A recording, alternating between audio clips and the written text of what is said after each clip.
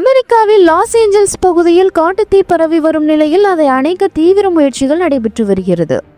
நேற்று மாலை பற்றிய தீ வனப்பகுதிகளில் ஏராளமான மரங்களையும் புல்வெளிகளையும் கருகு செய்துள்ளது.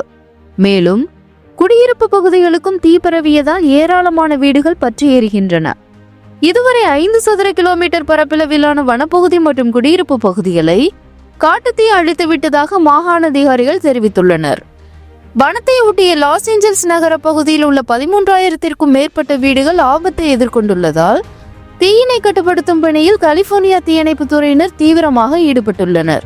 மேலும் தீயால் பல வீடுகள் பாதிக்கப்பட்டுள்ள நிலையில் அங்கு வசிக்கும் பலர் அவசரமாக வீட்டை விட்டு வெளியேறினர். இதுவரை 30,000 மக்கள் வெளியேற்றப்பட்டுள்ளதாக கூறப்படுகிறது.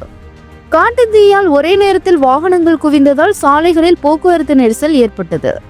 வாகனம் கிடைக்காத பலர் உடைமைகளை எடுத்துக்கொண்டு நடந்தே வெளியேறி வருகின்றனர். தீ ஏற்பட்ட பகுதிகளில் காற்று பலமாக வீசுவதால் தீயணைப்பு வீரர்கள் திணறி வருகின்றனர். பலத்த காற்று காரணமாக சுமார் 1.5 லட்சம் வீடுகளில் மின்தடையும் ஏற்பட்டுள்ளது. லாஸ் ஏஞ்சல்ஸ் மட்டுமல்லாது கலிபோர்னியாவிலும் தீ வேகமாக பரவி வருகிறது. சமீபத்தில் ஏற்பட்ட புயல் காரணமாக இந்த தீ விபத்து ஏற்பட்டிருக்கிறது என்றும் வேகமான காற்றால் தான் தீ பரவி வருகிறது என்றும் தீயணைப்புத்துறை தெரிவித்துள்ளது.